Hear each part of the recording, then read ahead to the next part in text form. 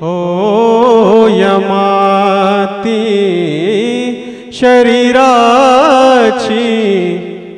हो यमाती गोत घरे टाकून सारी गोत घरे टाकून सारी शेवटी गावाचे बाहेरी गोत घरे टाकून सारी शेवटी गावाचे बाहेरी शरीराची हो यमाती शरीराची हो यमाती स्वजन आणि गणगोत उपाय नाही हो चालत स्वजन आणि गणगोत उपाय नाही हो चालत शरीराची हो यमाती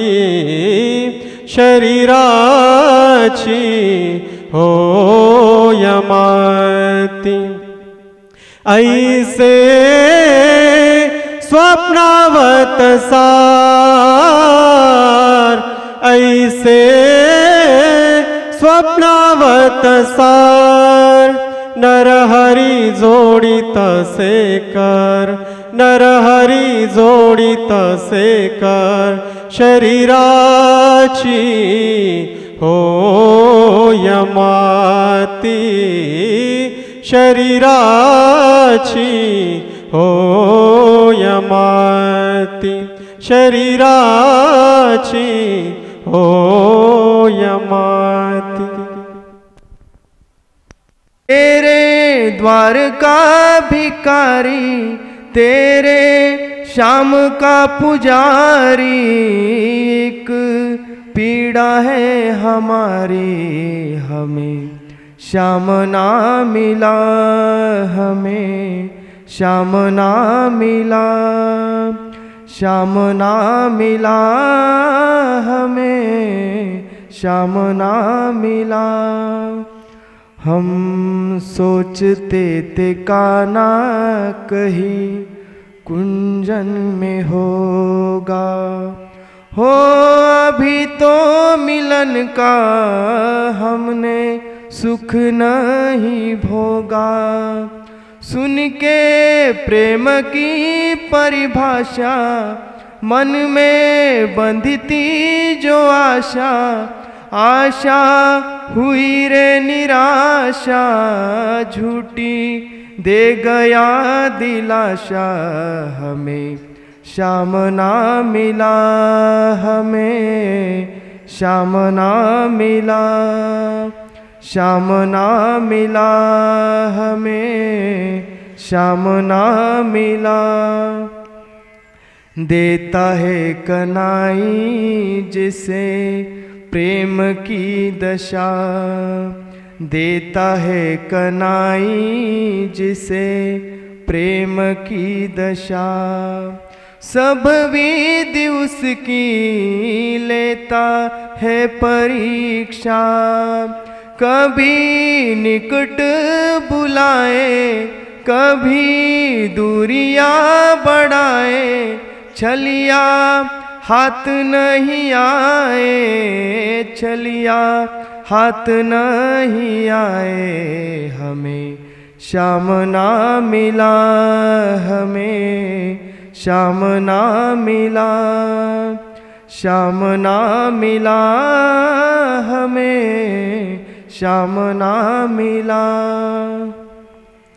अपना जहाँ जिसे कहे सब कोई उसके लिए ही मैं दिन रात रोई नेहा दुनिया से तोड़ा नाता सावरे से जोड़ा उसने ऐसा मुख मोड़ा हमें कहीं का ना छोड़ा हमें श्याम ना मिला हमें श्याम ना मिला श्याम ना मिला हमें श्याम ना मिला।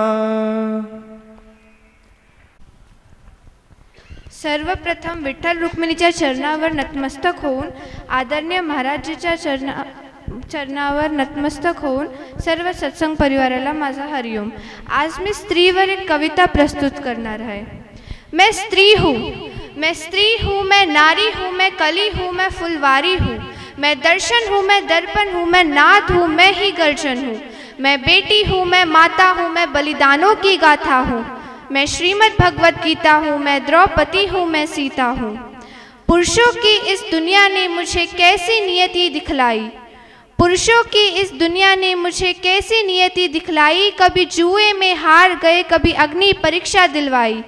कलयुग हो या सतयुग हो, इल्ज़ाम मुझी पर आता है। क्यों घनी अंधेरी सड़कों पर चलने से मन घबराता है। मैं डरती हूँ, मैं मरती हूँ, जब सफ़र अकेले करती हूँ। डर का साम्राज्य बढ़ता है, कोई साया पीछा करता है। मेरी मुट्ठी बन जाती है, दिल की धड़कन बढ़ जाती है तरल पसीना माथे पर, दिल में मेरे घबराहट है। जाने यह किसका साया है, जाने यह किसकी आहट है। अंधेरे में उन हाथों ने मुझको बाहों में भींच लिया, एक ने मुंह पर हाथ रखा और एक ने आंचल खींच लिया। नारी के सम्मान को मिलकर तार तार सा कर डाला और मर्यादा के आंचल को फिर जार जार सा कर डाला। मारा है मुझको, पीटा है, बालों से मुझे घसीटा है, फिर बर्बरता की उन सारी सीमाओं को तोड़ दिया। उन घनी अंधेरी सड़कों पर मुझे तड़पता छोड़ दिया। सन्नाटे में चीख रही थी खून से लथपथ वो काया। सबने तस्वीरें खींची, कोई मदद को आगे ना आया। कोई मदद करो, कोई मदद करो, कोई मदद करो, ये चीख चीख कर चीख भी मुझसे रूठ गई। जब होश में आई, इस समाज की बातें सुनकर टूट गई। परिवार की बदनामी होगी, सब मुझे यही समझाते हैं। यह नई उम्र के लड़के हैं, थोड़ा तो बहक ही जाते हैं। अरे भूल जाओ जो हुआ उसे, ये लड़के बच ही जाएंगे। तुम लड़की हो, दुनिया वाले तुम पर ही प्रश्न उठाएंगे। क्यों कोई नहीं था साथ में, क्यों निकली अकेली रात में, क्या मेकअप था, क्या गहने थे, क्या छोटे कपड़े पहने थे। प्रश्नों की भूल भुलैया में सच्चाई कहीं खो जाती है। सब भूल जाओ कहने वालों, क्या तुम्हें शर्म नहीं आती है। कैसे भूलूं उन रातों को, कैसे भूलूं उन रातों को, मुझको छूते उन हाथों को, उन सारी तकलीफ़ों को। कैसे भूलूं उन चीखों को। मेरे शरीर की चोट तो बस कुछ ही दिन में भर जाएगी, लेकिन मन की पीड़ा सारी उम्र साथ रह जाएगी। सब भूल जाओ, सब भूल जाओ, सब भूल जाओ कहने वालों, याद रखो ये आखिरी गलती आपकी भी हो सकती है। याद रखो ये आखिरी गलती आपकी भी हो सकती है। कल सड़क पर बेसुध बहन या बेटी आपकी भी हो सकती है। और इस एहसास से बढ़कर कोई दर्द नहीं हो सकता, जो नारी का अपमान करे वो मर्द नहीं हो सकता। जब सज़ा मौत की लागू होगी सारे दोषी लड़कों पर, फिर कोई लड़की नहीं मिलेगी खून से लथपथ सड़कों पर। तो आओ प्रण लो मेरे साथ और ये आह्वान करो, तो आओ प्रण लो मेरे साथ और ये आह्वान करो। अपनी मर्यादाओं को समझो, नारी का सम्मान करो, नारी का सम्मान करो। धन्यवाद।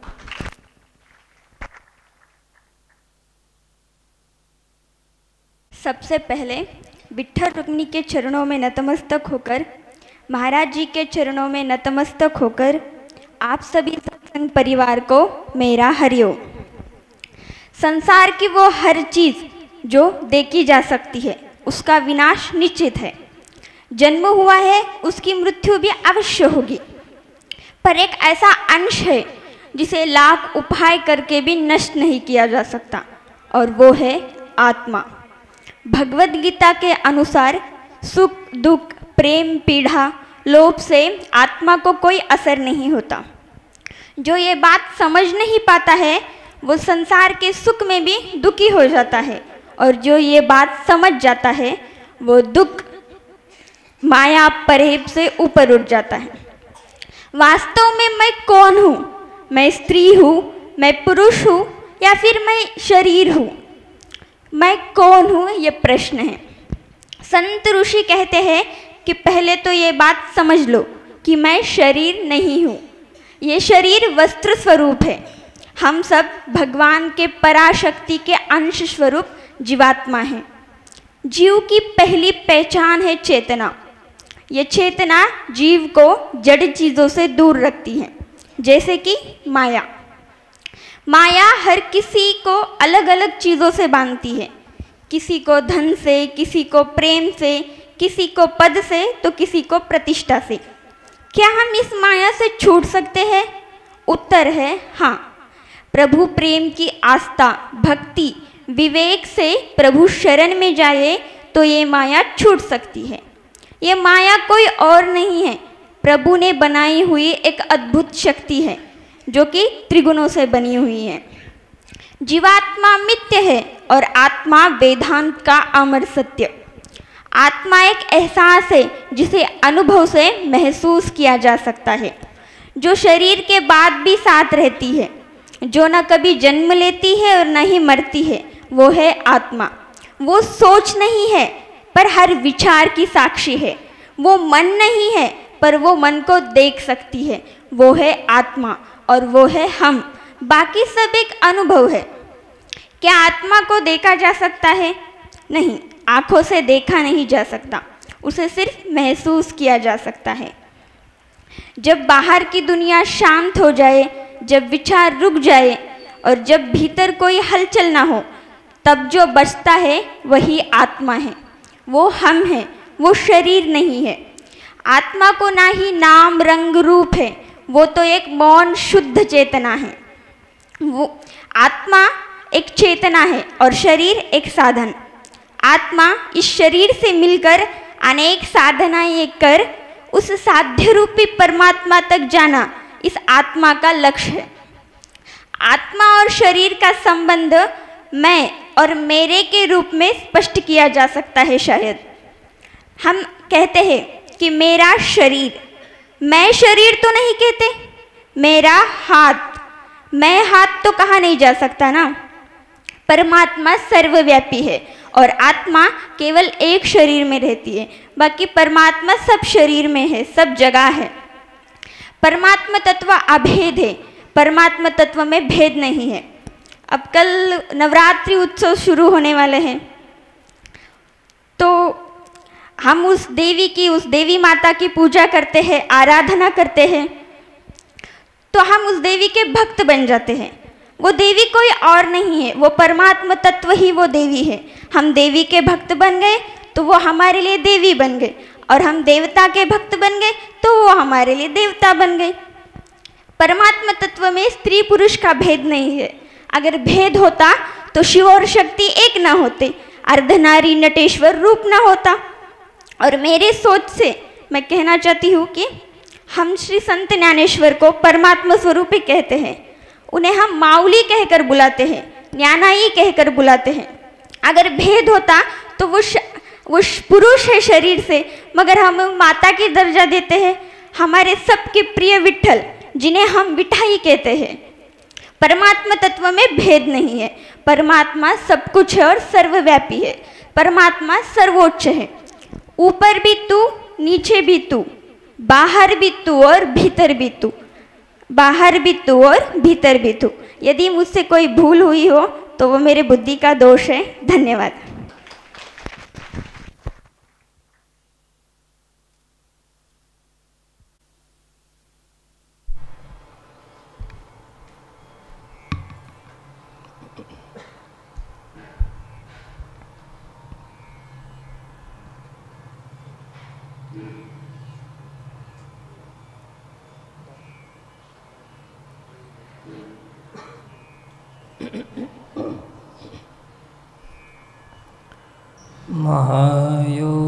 महायोगपीठे तटे भीमरथ्या वरं पुण्डरीकाय दातं मुनीन्द्र समागत्य तिष्ठं तमानन्दकन्दं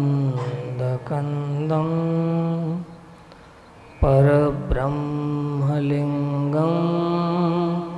भजे पाण्डुरङ्गम्।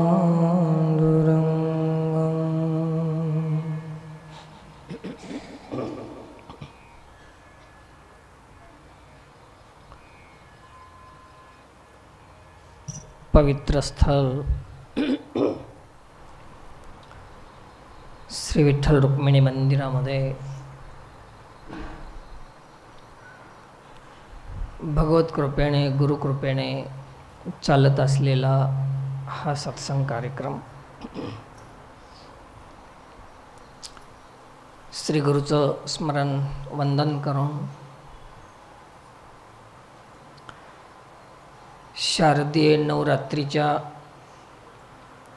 आपल्या सर्वांना शुभकामना व्यक्त करून जमलेल्या समस्त भाविकांना व्यासपीठावरून साष्टांग दंडवत प्रणाम.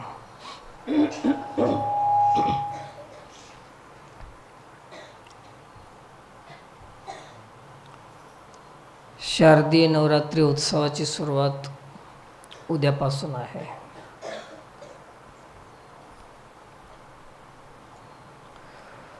त्याची पूर्वतयारी आपण या 4 दिवसापासून चालू केलेली आहे.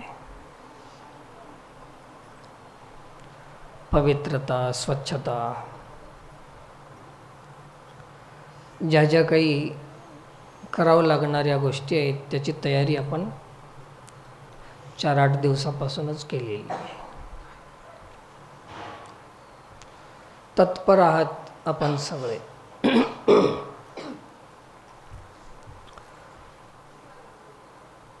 माँ दुर्गा देवीची प्रतीक्षा करत पाहत आपण बसलेले आहोत.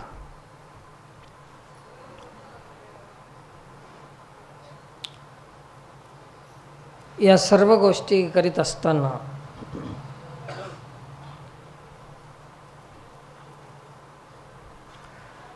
याच्या मागे प्रयोजन काय आहे हे पाहणं अति आवश्यक आहे.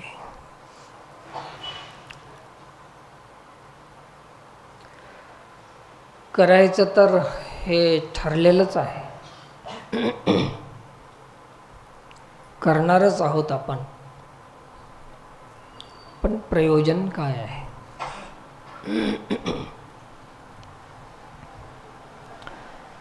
प्रयोजन काय आहे आणि परिणाम काय आहे?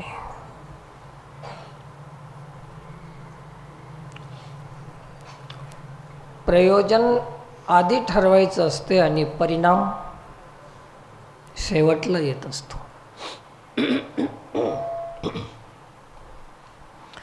परिणाम आणि प्रयोजनातला मधला जो टप्पा आहे तो आपल्याला शोधायचा आहे.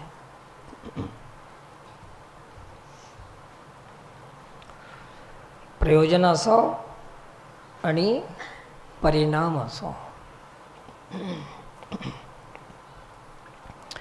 आणि हे दोन्ही करीत असताना दोन्हीच्या मधलं जे काही साधन आहे त्या साधनाला प्रमाण असो. प्रयोजन, परिणाम आणि मध्यभागामध्ये प्रमाण, अशा या 3 गोष्टीची आवश्यकता आहे. प्रयोजन म्हणजे एका सूत्राचं तुम्हाला स्पष्टीकरण देतो.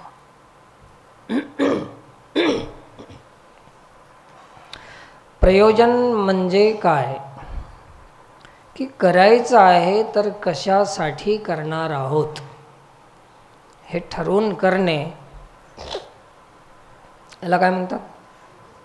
प्रयोजन.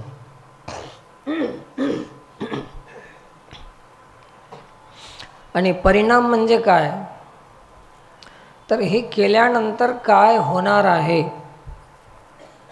हे ठरवून करणे परिणाम. कशासाठी करायचं आहे, प्रयोजन काय होणार आहे, परिणाम, आणि कोणाचं ऐकून करतो आपण, कोणी सांगितलेलं आहे का हे पाहून करणे, याला प्रमाण म्हणतो. एका कार्यामागे या 3 गोष्टी असणं आवश्यक आहे. प्रयोजन,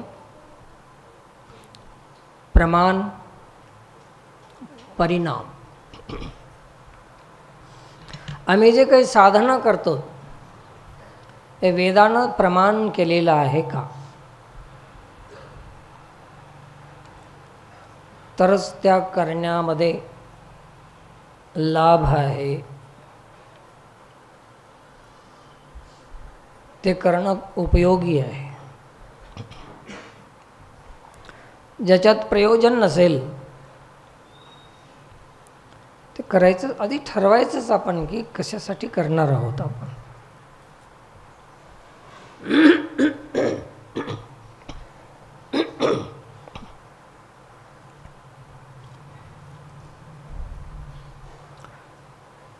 जसं अनादि निर्गुण प्रगटली भवानी, मोह महिषासूर मर्दना लागुनी. आपल्या जीवनामध्ये वस्तू व्यक्ती पदार्थावर असलेला जो मोह आहे तो एक राक्षस आहे.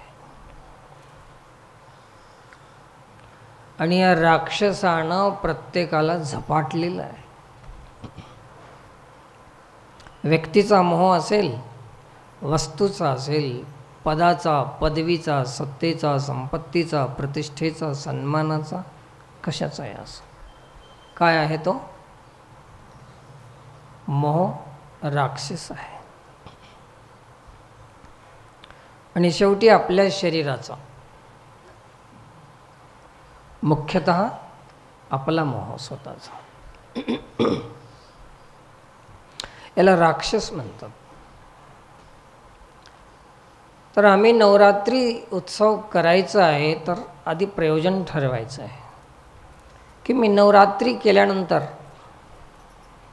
उपास, तापास, पूजन, विधी, विधान, व्रत, वैकल्ये इत्यादी, नैवेद्य, आरती हे मी करणार आहे. पण हे देवी, हे माँ भगवती, मी याच्यासाठी करीत आहे की माझा मोह नष्ट झाला पाहिजे.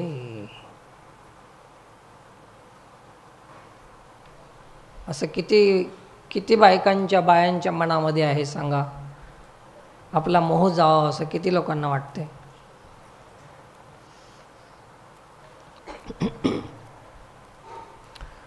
शून्य आहे. काय आहे?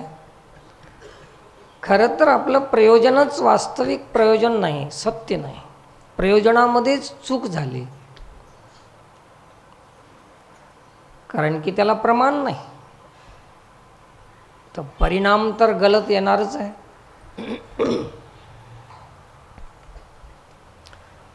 कुठल्याही कार्याच्या मागे प्रयोजनच चुकीचं ठरलेलं आहे. गणपती बसवा, दुर्गा बसवा, की काही बी करा, प्रत्येकाच्या मागे प्रयोजनच ठरलेलं नाही. आपला मोह नष्ट झाला पाहिजे असं किती लोकांना वाटतं.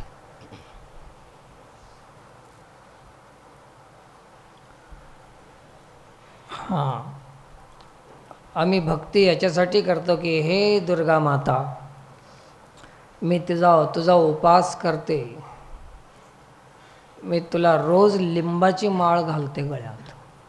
लिंबू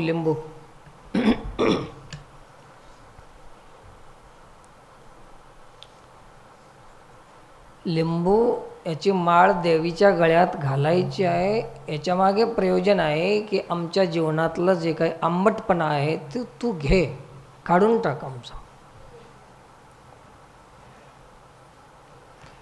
हे सगळं काहीच माहिती नाही. हे देवी, आम्ही तुझी उपासना करतो, परंतु आमच्यापासे जे काही आहे ते त्याची खूप वाढ होऊ दे. जे काही आहे ते सरपंच असेल तर मुख्यमंत्री होऊ दे,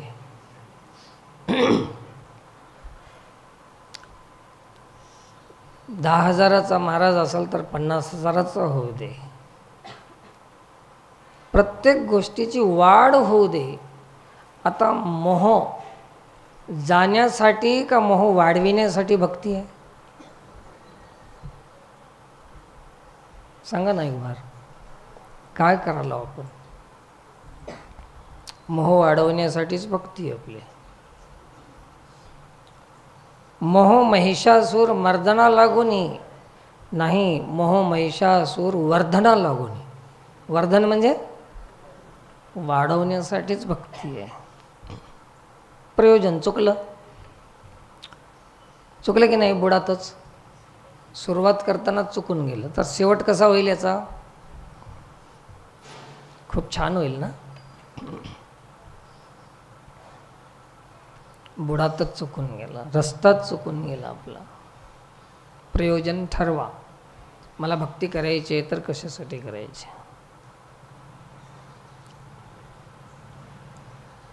काल एका मंदिरावर एक पुजारी बोलत होता, मी असं बसलो होतो. महाराज, हे जे तरुण लेकरं आहेत ना, फक्त परीक्षाच्या वेळेसच मंदिरात येतात, बाकी मंदिरावरच येत नाहीत. काय कारण?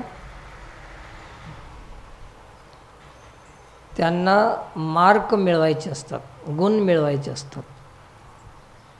त्याच्यानंतर देवाचा आणि त्याचा संबंध नाही. आणि फेल झाल्यावर तर देवच नाही, फेल झाल्यावर तर देवच नाही, अशी नास्तिकता आहे.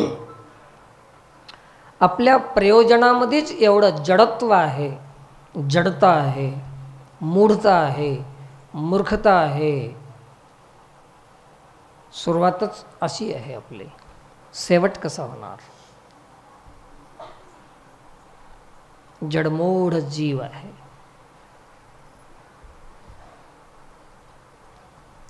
या जडमूढ जीवाच्या उद्धारासाठी संत आलेत.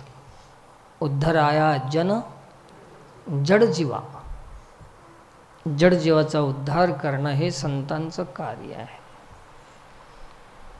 पण संत असतील तर, नाही तर ते बी जडच असतील तर. आंधळ्याशी आंधळा पंथ विचारी, दोघेही पडले एकेची गारी. दोघाचा बी घात होते.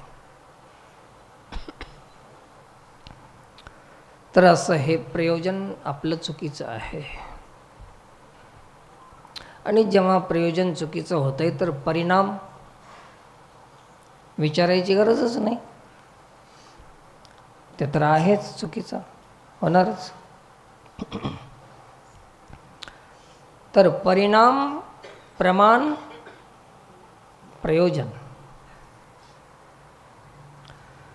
हे झालं. प्रयोजनाची चर्चा झाली. आता प्रमाण चर्चा. प्रमाण म्हणजे काय? आपण जे करतो ते शास्त्रात लिहिलेलं आहे का, सांगितलेलं आहे का, याला काय म्हणतो? प्रमाण. जसं हरिपाठामध्ये आहे की हरिनाम घ्या, हरी म्हणा. कोण म्हणा म्हणलं तुम्हाला? वेद शास्त्र प्रमाण श्रुतीचे वचन एक नारायण. कोण म्हणाले? वेदानं सांगितलेलं आहे. आणि बाकीचे जे मार्ग आहेत, एक हरिनामा वाचून जे जे काही कर्मकांड आहे ते शास्त्रानं सांगितलेलं आहे. परंतु हरिपाठामध्ये वेद सांगते की मनोमार्गे गेला तो तेथे मुकला.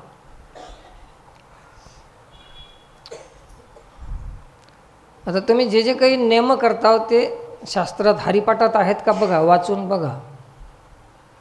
असले अवश्य करा, नसतील तर करू नका. कोण्या भामट्या महाराजाचं ऐकू नका. तर ते काय बी सांगतील तुम्हाला. तर का वेदानं सांगितलंय का ते बघा.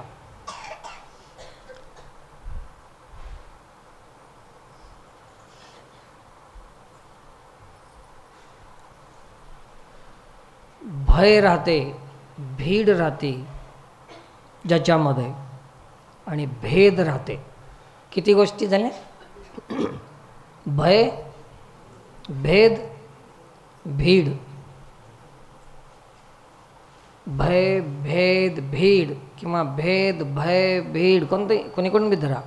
3 गोष्टी आहेत महाराजामध्ये, व्यक्तीमध्ये, कोण्याही व्यक्तीमध्ये.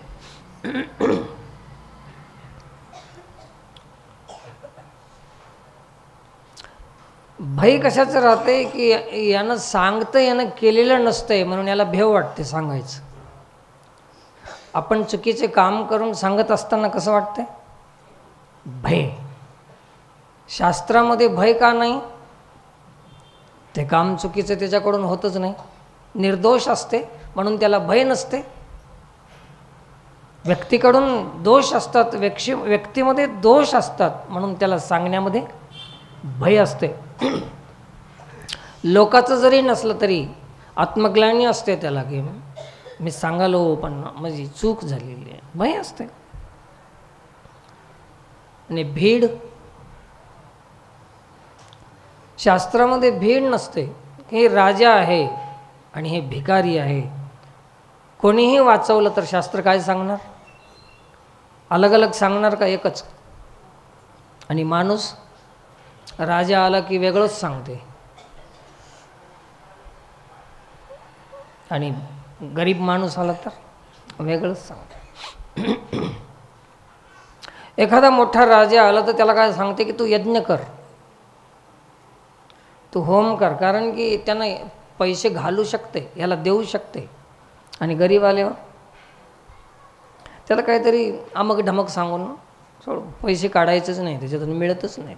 भीड आहे, भय आहे, भीड आहे आणि भेद आहे. आपला आणि पराय. माणसामध्ये जातीचा भेद आहे, धर्माचा भेद आहे, संप्रदायाचा भेद आहे, पंथाचा भेद आहे, परिस्थितीचा भेद आहे. शास्त्रामध्ये कशाचा भेद आहे? गरीबी हो की श्रीमंती हो, अमुक जातीचा येऊ की तमुक जातीचा येऊ, कोणीही वाचवो शास्त्र काय सांगणार? एकच. म्हणून माणसाला प्रमाण मानलेलं नाही. कशामुळे? 3 दोष आहेत त्याच्यामध्ये. कोणते कोणते? भय, भीड, भेद. मग शास्त्राला प्रमाण का मानायचं? तर हे 3 दोष त्याच्यामध्ये नाहीत. माणूस बदलू सांगताय, त्याच्यात नाही बदल होत. असं हे दोषमुक्त आहे शास्त्र. म्हणून तस्मात् शास्त्रम प्रमाणम ते कार्य व्यवस्थितो ज्ञात्वा शास्त्र विधानोक्तम कर्म कर्तुमेहर्हसि. दोषमुक्त शास्त्र आहे. म्हणून आपण करीत असलेल्या साधना, आपण करीत असलेली उपासना, आपण करीत असलेलं भक्ती कशावर आधारित असावं? प्रमाण काय असावं? कोण प्रमाण असावं? वेद शास्त्र प्रमाण असावं. ते नाही आपल्याकडं. ज्याला प्रमाण नाही त्याचा परिणाम भयावह. परधर्मो भयावह, स्वधर्मे निधनम श्रेयः. शास्त्र तुमचा स्वधर्म सांगते आणि मनोमार्ग हे परधर्मामध्ये प्रवेश करते, म्हणून भयावह, भयानक आहे. पण आतापर्यंत आम्ही लक्ष्म्या बसल्या, दुर्गा बसली, गणपती बसला, सगळंच बसलं, पण आम्ही मात्र अजून बसलोच नाही एका जागी, स्थिर नाही. काही आतापर्यंत पदरात पडलंच नाही, आतापर्यंत साध्य काही झालं नाही. असं कोणी एक बाई याच्यातली उठून सांगा की मी महालक्ष्म्या बसल्यामुळे माझ्या घरामध्ये असं एक साक्षात्कार झाला, असं एक परिणाम झाला, असं एक काहीतरी झालं, सांगता का काही? एका बाईला विचारलं मी, ते म्हणले हो सांगतो म्हणले. काय झालं बाई सांग. काही नाही म्हणले, बसून उतरून दुखणं आलं, एवढंच, दुसरं काही नाही. परिणाम काय?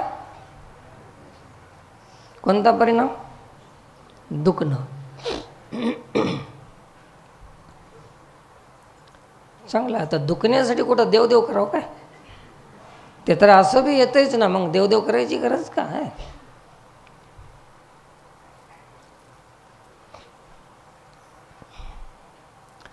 असे आमच्या रूढी आहेत की ज्याला प्रमाण नाही, प्रयोजन नाही, परिणाम नाही.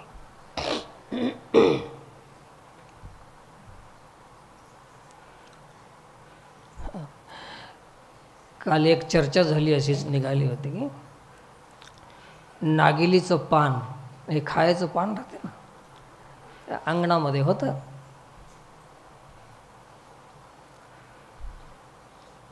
तर हे राहावं की नाही महाराज आपल्या अंगणामध्ये, नागिलीचं पान राहावं की नाही? आता कुठं लिहून वाचून, कुठं ऐकून, कुठं आहे का कुठं शास्त्रामध्ये? काहीच नाही. राहू नये मन की, कोण म्हण? तुका म्हण की नामा म्हण? ज्ञानदेव म्हणे नागिलीचे पान राहू नये, नामा म्हणे नागिलीचं पान राहू नये, कोण म्हण? भामट्या म्हणे नागिलीचं पान राहू नये. हे भामट्या लोकांचं काम आहे.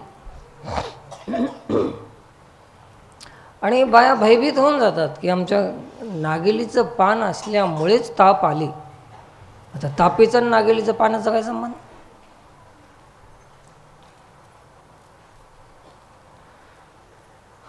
मग काल एकानं एक असंच सांगितलं उदाहरण की म्हणले महाराज, पूर्वीच्या काळामध्ये घरोघर नागिलीचे येल राहायचे, ते पानाचे, आणि सगळेच लावू लागले. एकाला पाहुणे एक, एकाला पाहुणे एक नागिलीचं पान लावत चालले ते वेल. मग ते गावामध्ये एकच व्यापारी होता, पानशापवाला. त्याच्या दुकानाला कोणी जायचं ना.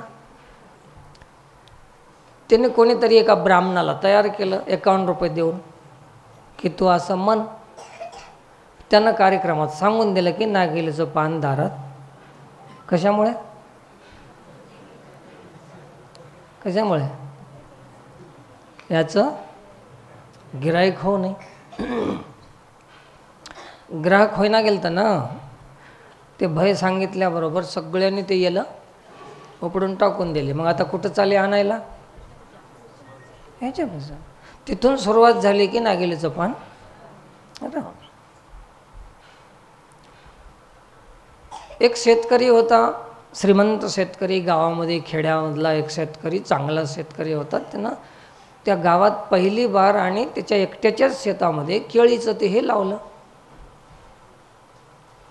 पिल काय म्हणतात त्याला, रोपट.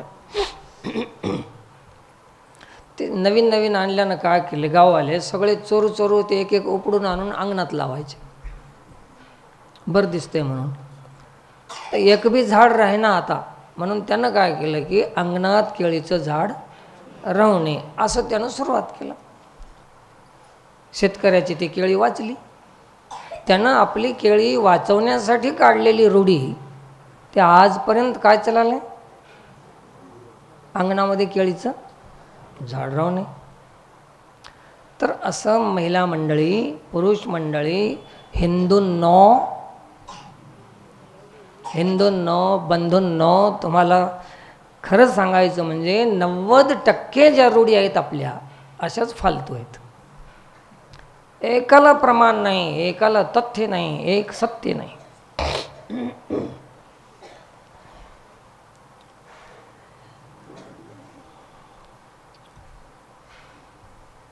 हे सगळ्या फालतू रूढी आहेत. याला प्रमाण नाही, प्रयोजन नाही, परिणाम नाही.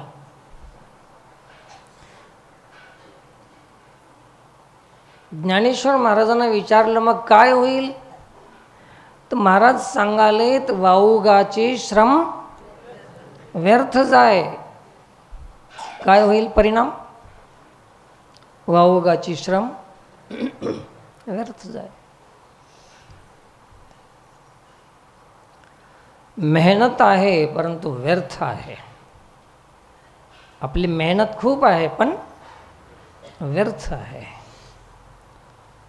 एखाद्या बाईनं 12 घंटे पाण्यामध्ये रवी सोडून मंथन केली तर मेहनत तर नक्कीच आहे. घाम गळाला त्या बाईचा ते रवी ओढून ओढून, परंतु मेहनत नाही का? पण कशी आहे?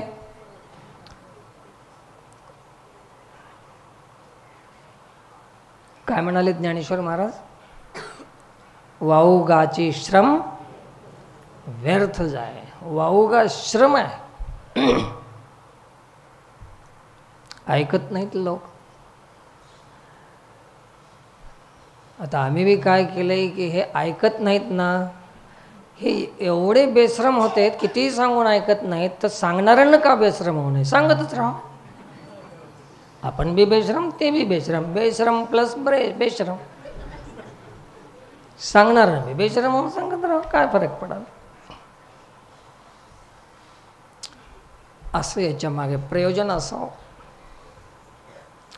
राहू द्या, पहिले भ्रमातून बाहेर निघा. भ्रमातून बाहेर निघणं म्हणजेच ब्रह्माकडे जाण्याची वाट आहे. इथं भ्रम तसाच ठेवून ब्रह्मज्ञान जर आपण ऐकत राहिलं आणि सांगत राहिलं तर वाऊगाची श्रम व्यर्थ जाईल. पहिले भ्रम तर सोडा. फळ कर्माचे आहेत, दोष आणि कोणावर तरी आपण ठेवतो. कर्माचे फळ आहेत बाप. दोष ना घराचा आहे, ना वास्तूचा आहे, ना व्यक्तीचा आहे, ना कशाचा आहे. कर्माचा दोष. मागे सांगितलं होतं तुम्हाला पितृदोष. ध्यानात असेल? आता सांगतात हे बिचारे कर्मकांडी लोक, पितृदोष आहे, नाशिकला जावं लागते, 51,000 खर्च करावं लागते, पितृदोष काढावं लागते. ठीक आहे, काढा. पितृदोष म्हणजे काय असते पहिले समजून घ्यावं की पितृदोष म्हणजे काय.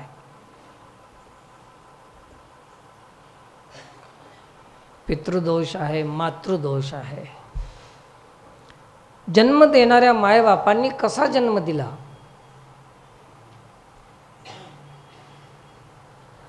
कसा जन्म दिला? व्यसनाच्या अधीन होऊन, खाऊन पिऊन जर आपण ही सृष्टी निर्माण केली, पैदा केली, त्या लेकरामध्ये दोष येतात. ते कोणते दोष आहेत? पितृदोष आहेत. हे बामणाला माहीत नाही हे दोष. हे वेदानं सांगितलेले दोष आहेत. पितृदोष. आपणाला जे राहते ते वेगळं. आता ते दोष नाहीशी करावं म्हणजे काय करावं? राम कृष्ण नाम सर्व दोषा हरण. राम कृष्ण नाम सर्व दोषा हरण. पितृदोष, वास्तुदोष, कोणता भी दोष, व्यक्तिदोष, अन्नदोष, पदार्थ दोष, जे काही दोष असेल तर ते दोष, रक्तदोष, काही भी असो, सर्व दोषा हरण कोण करते? रामकृष्ण नाम करते. मग हे नाम घेण्याला किती पैसे लागतात तुम्हाला? किती नारळ लागतात? 21. हे असं आम्ही याच्यामध्ये बरबटलेले, खरकटलेले, भरकटलेले, भटकलेले जीव, काय समाधान मिळेल आपल्या जीवनामध्ये? खूप दूर गेलो आम्ही, खूप दूर गेलो. आमच्या वास्तविकतेपासून, सत्यापासून दूर दूर दूर, रोज रोज दूर चाललो. आता नाही. आता सुखाचा आमचा रामराम होणार नाही. आता फक्त अपेक्षाच राहून जाईल, पण सुख नाही मिळणार. आता मार्ग चुकीचा आहे. ज्या गावाकडे जायचं आहे त्याच मार्गावर निघालं तर ते गाव जवळ येईल ना. दुसराच मार्ग पकडला तर ते गाव तर रोज रोज दूरच जाणार आहे. आधीच दूर पडलोत आपण, पडिलो दूर देशी, आणि त्याच्यात अजून दूर चाललोत आम्ही. आधीच दूर पडलो. दूर नगरी बडी दूर नगरी. तर प्रयोजन, प्रमाण, मग त्याचा परिणाम. तर प्रमाण आहे का हे शोधत जा कृपया. काय प्रमाण आहे? तर प्रमाण पाहण्यासाठी जसं संविधान आहे,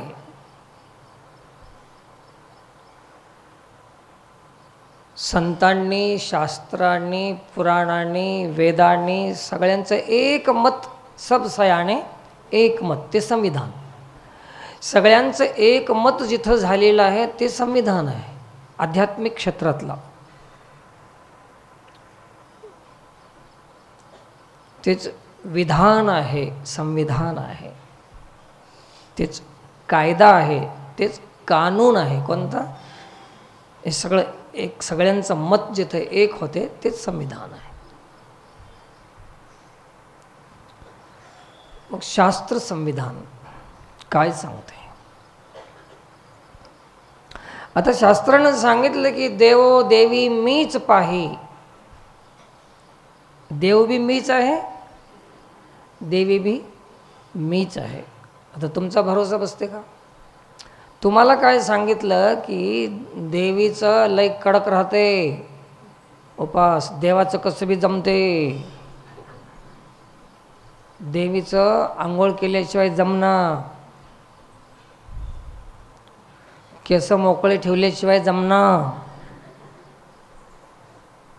देवापाशी बांधून गेल्याशिवाय, हे सगळी विधी आहे.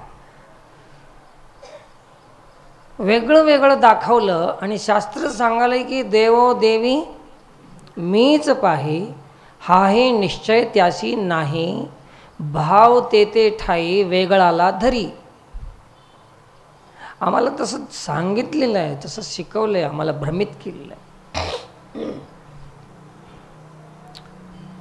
असं आम्ही शास्त्राच्या विरुद्ध आमची साधना आहे. आमचा परमार्थ, आमची भक्ती, आमची साधना शास्त्र विरुद्ध आहे.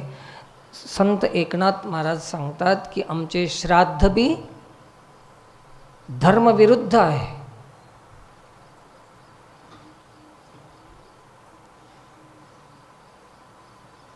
मागे झाला ना विषय, कसा आहे तो? धर्मविरुद्ध आहे श्राद्ध बी. मज न अर्पिता जे जे श्राद्ध. पुन्हा तुम्हाला अनेक लक्षात आणून देतो. कानून कुठं आहे लिहून? संविधानाचं पुस्तक कोणतं आहे आपलं? गीता, भागवत. मज न अर्पिता जे जे करणे, ते ते उपजे अधर्मपणे. विरुद्ध धर्माची लक्षणे बघा, धर्माचे लक्षण विरुद्ध आहेत सगळे. मज न अर्पिता जे जे करणे, ते ते उपजे अधर्मपणे. अधर्म होऊन जाते. मला अर्पण करत नाहीत,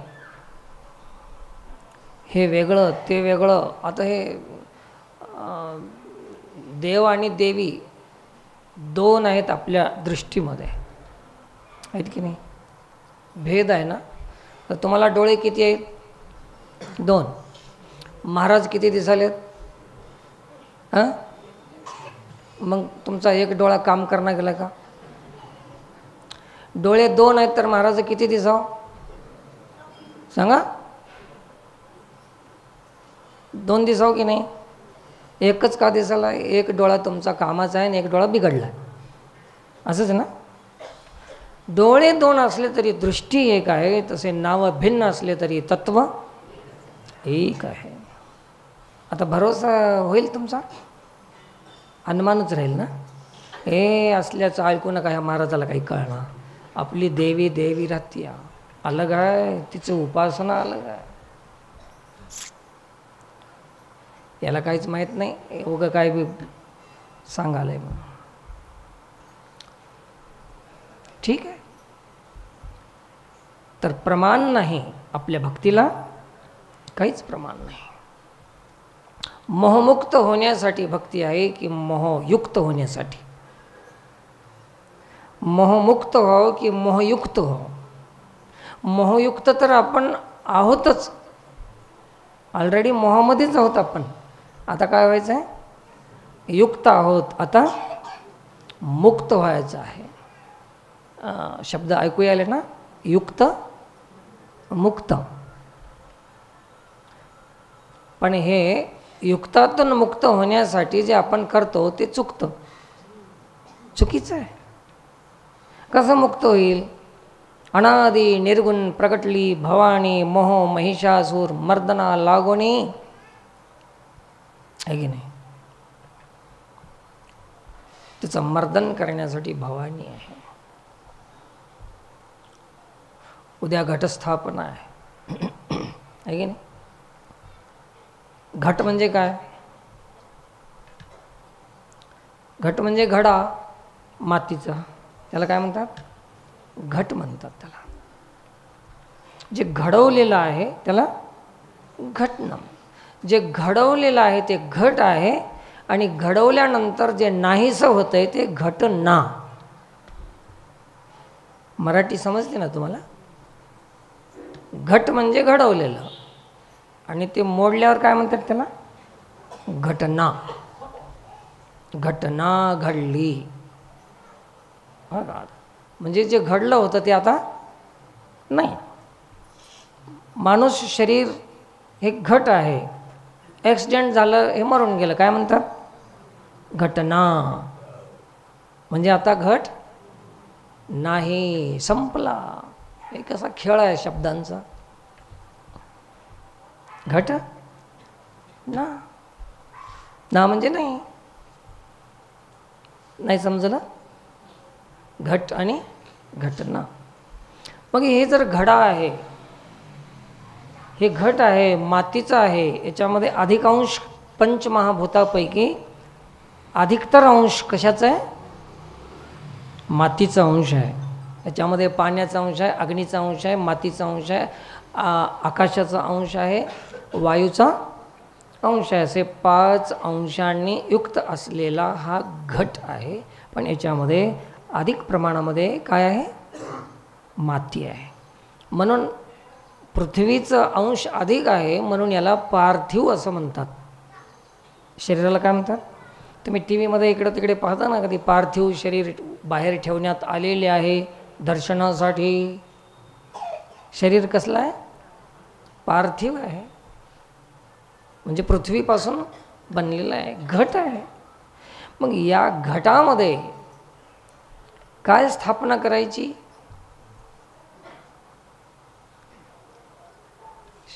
देवाच्या शक्तीची स्थापना. देवाची शक्ती, देवाची शक्ती देवी, देवाची शक्ती देवी. देव म्हणजे शरीर, शक्ती म्हणजे सावली, छाया, असं धरा ना. देव म्हणजे साखर, आणि शक्ती देवी म्हणजे गोडी. देवी म्हणजे गोडी. आता तुम्ही काय करा, घरी गेल्यानंतर साखर घेऊ नका, फक्त त्याच्यातली गोडी घ्या काढून. कशी घेणार? साखरेची गोडी साखरेपासून वेगळी करता का? करून दाखवा बरं. तुम्हाला 51 रुपये इनाम. करता येते? खबरदार, तुम्ही देवापासून देवीला वेगळं करू नका. साखरेपासून गोडी वेगळी करता येत नाही. दिव्यापासून प्रभा म्हणजे प्रकाश वेगळं करता येते? फक्त प्रकाश राहू द्या, दिवा इजून टाका, राहते प्रकाश. जसं प्रकाशा दिव्याशिवाय प्रकाश राहत नाही, तसं देवाशिवाय देवी राहत नाही. साखरेशिवाय गोडी राहत नाही, पाण्याशिवाय ओलांश राहत नाही, तसं देवाशिवाय देवी राहू शकत नाही. आता कळाली देवी? काय कळाले? नाही कळत. तर देवो देवी मीच पाही, हाही निश्चय त्याशी नाही, भाव ते ते ठाई वेगळाला धरी. वेगळं करता येत नाही, वेगळाला धरी. वेगळं आहे का वेगळं आपण धरालो? आपण धरालो वेगळं भाव, पण ते वेगळं नाही. समजलं तर ठीक, नाही समजलं तर ठीक, काय करणार, नशीब आपलं, समजून घेणारच. अशी देवी आहे. तर त्या देवीची शक्ती आपल्यामध्ये आहे. कोणती शक्ती आहे? कुठं आहे? चलन वलन पलायन प्रसारण आकुंचन हे जे क्रिया आहे, तुमची प्रकृतीमध्ये जी क्रिया घडते, उठणे बसणे बोलणे हलणे चालणे, इकडे जाणे तिकडे येणे, शब्द जोर काढणे वजन उचलणे, हे सगळं जे शक्ती लागते, काय लागते करण्यासाठी?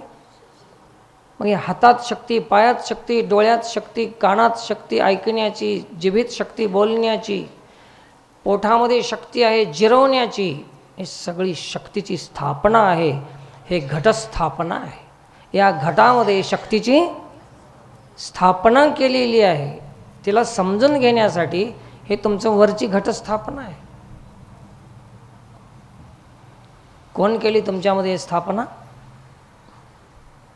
या घटामध्ये शक्तीची जागी जागी स्थापना केली. या घटामध्ये डोळ्यामध्ये पाहण्याची शक्ती स्थापन केली, कानामध्ये ऐकण्याची शक्ती, चेतना शक्ती आहे. जिभेमध्ये शब्दाची शक्ती आहे, बोलण्याची शक्ती आहे. हे कोण आहे? हे घटस्थापना आहे. तुम्ही तुमच्या घरामध्ये माणसानं निर्मित केलेल्या, माणसानं बांधलेल्या घरामध्ये तुम्ही घटस्थापना करताना, पण त्याच्या आधी काळजी किती घेता? सारं धुणं धुवून टाकायचं, घर झाडून काढायचं. काळजी घेता की नाही? किती चांगलं आहे. तर हे तर बहिरंग झालं, पण वास्तविक शक्तीची स्थापना कुठं झालेली आहे? कोण्या घटामध्ये? घट तुम्ही करता ते घरस्थापना आहे,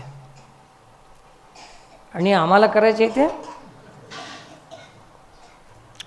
घरस्थापना की घट? घटस्थापना करायची. आता घरस्थापना, घरामध्ये स्थापना करायचं असेल तर एवढी पवित्रता आपणाला जोपासावी लागते. घटस्थापना करायची असेल तर याच्यामध्ये किती पवित्रता जोपासली पाहिजे. हे सगळं संतांनी लिहून ठेवले त्यांच्या अभंगामध्ये. कोणता देवारा मांडला, अभंग आहेत की नाही? कोणता चौक आहे, कोणता देवारा आहे, कोणता चांदवा आहे, काय म्हणतात त्याला, वरी काय म्हणतात ते, फुलवरा कोणता आहे, जय जगदंबे पूर्ण कदंबे, देह तुझ अर्पिला तुझम्या फुलवरा वाहिला. तुम्ही आपले गव्हाच्या पिठाचा वाहता, मोकळे होऊन जाता.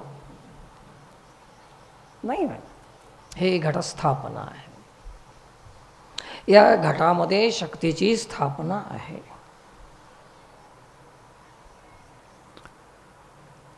आणि तसं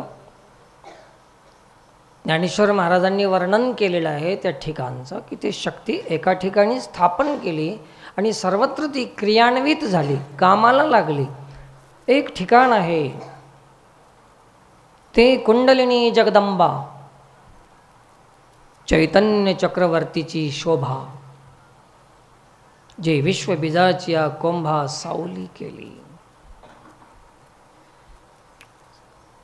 अशी हे जगदंबा आहे, प्रत्येक घटामध्ये स्थापन केलेली आहे. हेच घट स्थापना आहे. आता हे घटस्थापना आमचे गुरु महाराज सांगत होते. हे घटस्थापना म्हणजे घट्ट स्थापना. आपण ज्या साधनामध्ये, ज्या नेमामध्ये, ज्या व्रतामध्ये आपण आहोत ना, शुद्ध झालोत ना, पवित्र झालोत ना, त्याच्यामधून आता डगमग होऊ नये, पुन्हा घसरू नये. जसं माळ घातली आता पुन्हा काढू नये. आपण भजन करायला होतं आता पुन्हा सोडू नये भजन. याला काय म्हणतात? घट्ट स्थापना. आपण त्याच्यामध्ये घट्ट बसावं, त्याला म्हणतात घट्ट बसविलं. कोणाला बसवायचं आहे घट्ट? आपल्याला स्वतःलाच घट्ट बसवायचं आहे. भजनामध्ये, कीर्तनामध्ये, सत्संगामध्ये, नेमामध्ये, पावित्र्यामध्ये, संस्कारामध्ये घट्ट बसविणं, डगमग नाही. संकल्पामध्ये याला म्हणतात घट बसवायचं. हे घटस्थापन आहे. आपलं घट्ट नाहीच. आणि काय होते, घट्ट असलं तर जाग्यावर राहते आणि पातळ राहिल्यावर पगळते. कवा हेच महाराज तर कवा तेच साधन, तर कवा हेच देव, तर कवा तेच गुरु. पगळतच राहते इकडं तिकडं, तिकडं इकडं, तिकडं इकडं. घट्ट कुठं आहे? घट्ट स्थापनेचा अर्थ आहे अनन्य भाव, एकनिष्ठ भाव, ब्रह्मनिष्ठा, एकनिष्ठ, एकाच जाग्यावर स्थिर होणं. अस्थिरता मिटून जाणे याला म्हणतात घटस्थापना. एकच ठिकाणी स्थिर होणं. आपण कुठं घट्ट आहोत? जे सांगाल तेच पर्वकाळ.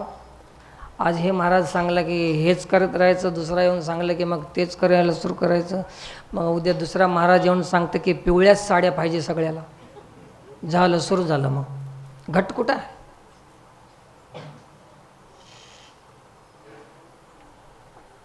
आता किती 9 साड्या पाहिजे नाही?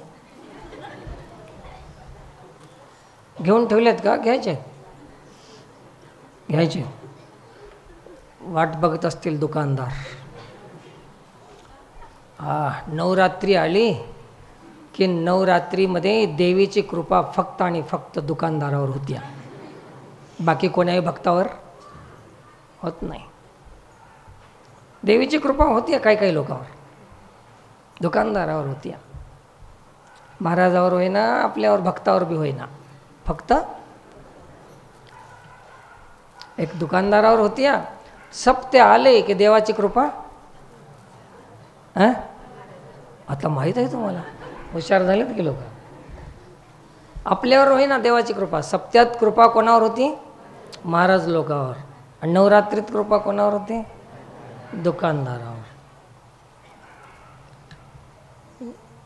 गणपती आल्यावर कोणावर कृपा होती? दारू विकणाऱ्यावर. गणपतीची कृपा फक्त कोणावर आहे? भक्तावर. अरे काय देव तुमचे, काय ही भक्ती. धन्य आहात बाबा हिंदू लोक. घटस्थापना, घट्ट बसवायचं. अशा पद्धतीनं एक घटस्थापनाचा आपल्या शरीरामध्ये जे काही अवगुण असतील, दुर्गुण असतील, दोष असतील, त्याला धुवून काढणे, शुद्ध करणे. शुचितः, अनपेक्ष शुची, शुचिर्दक्ष. याच्यामध्ये एक शुची शब्द आलेला आहे. अंतर्बाह्य शुद्ध, अंतर्बाह्य निर्मळ. देहे देवाचे देऊळ, आत बाहेर निर्मळ. देहे देवालयम प्रोक्तम, जीवो देव सनातनः. त्यजत अज्ञान निर्माल्यम, सोहम भावेन पूजयत. एक उपनिषदाचा कुठला तरी एक मंत्र आहे, नक्की माहीत नाही मला कुठला आहे. तो माहीत असेल तर सांगा. पण देहे देवालयम प्रोक्तम, देह हे देवालय आहे. याच्यामध्ये मूर्ती स्थापना झालेली आहे, शक्तीची स्थापना आहे, चेतना चैतन्याची स्थापना झालेली आहे, आत्मा रामाची स्थापना झालेली आहे, शक्तीची स्थापना आहे. देह देवालयम प्रोक्तम. जीवो देव सनातन. जीव हे सनातन आहे, जे ईश्वराचा अंश आहे, ज्याला आदी नाही अंत नाही, त्याला सनातन म्हणतात. मग जीव कसा आहे? अनादी आहे, त्याला जन्म नाही मरण नाही, असा जीव याच्यामध्ये स्थापन केलेला आहे. जीवो देव सनातन.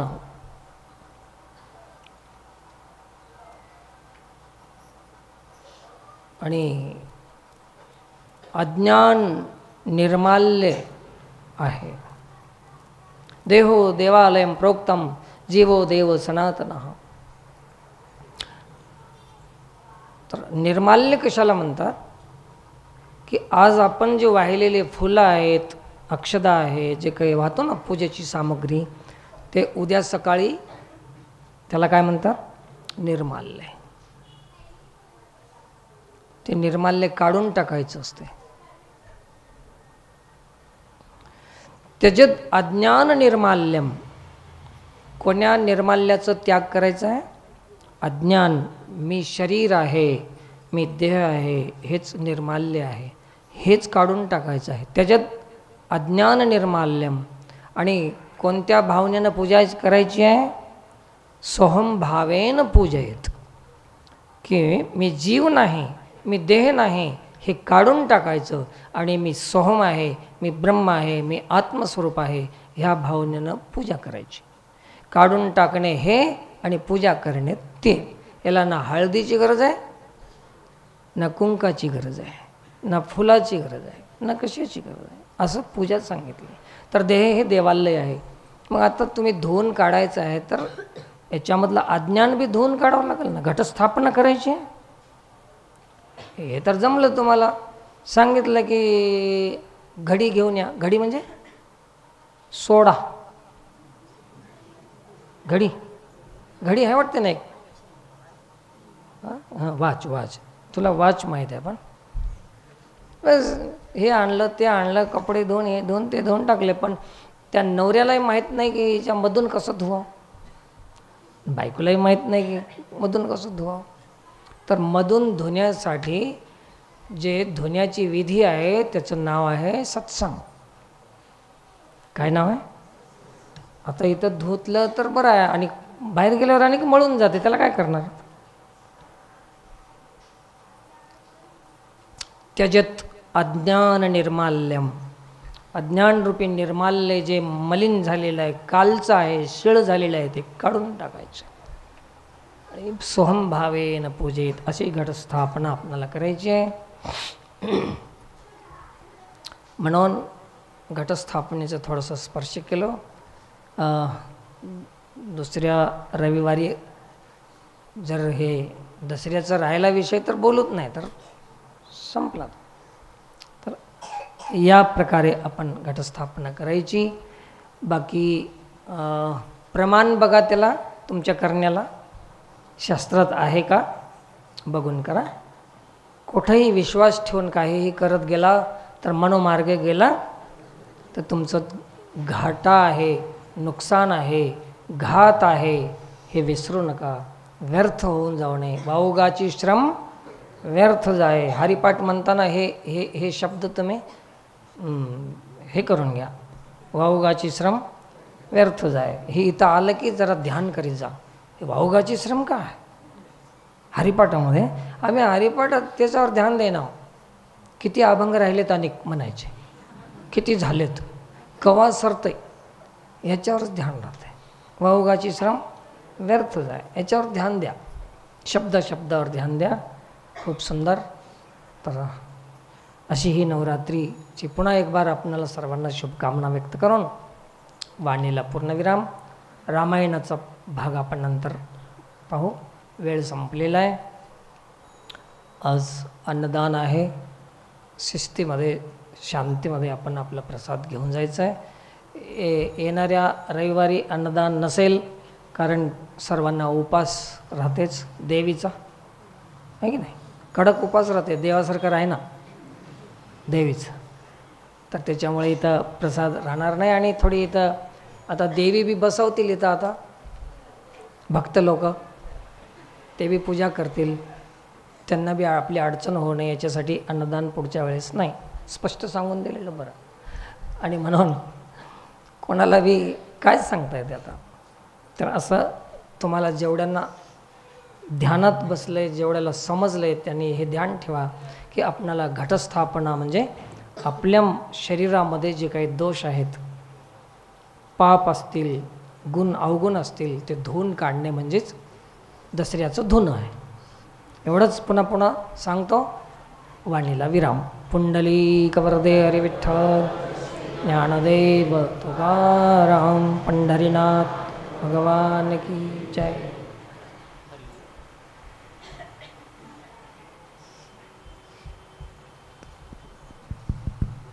हरिओम हरिओम. रामकृष्ण हरी. सर्व मंगल मांगल्ये शिवे सर्वार्थ साधिके, शरण्ये त्र्यंबके गौरी नारायणी नमस्तुते. आज दिनांक 21/9/2025, तिथी अमावास्या. आजचे अन्नदाते महाप्रसाद श्री साहेबराव लक्के, राहणार मुकराखे, यांच्या मुलाला श्री साई तुलसी यांना जेल सेवा निधी इंडियन नेव्ही याच्यामध्ये नोकरी मिळाल्याबद्दल आजचा महाप्रसाद दिला आहे. आत्ताच बापूनं सांगल्या प्रकारे दुसऱ्या रविवारी महाप्रसाद राहणार नाही. ज्या जागी आपण स्वयंपाक करतो त्या जागी देवीचा पंडाल टाकण्यात येत आहे, म्हणून महाप्रसाद राहणार नाही. आणि आपले हिंदी पंडित श्री राठोड श्रीराम गुरुजी यांचा एक विचार आहे, सुविचार, सेवा करने में कभी पीछे ना रहे, सेवा करने में कभी पीछे ना रहे, जो सच्चे मन से सेवा करता है गुरु भी और भगवान भी उसकी साथ देता है. रामकृष्ण हरी. श्री विठ्ठल रुक्मिणी सत्संग परिवार सेवा निधीमध्ये दर महिन्याला 100 रुपये द्यायचं कोणी राहिलं असेल, त्यांनी समोर श्रीराम गुरुजी डेअरी घेऊन बसलेले आहेत, त्यांच्यापाशी द्यावं ही विनंती आहे. निवेदन संपलं.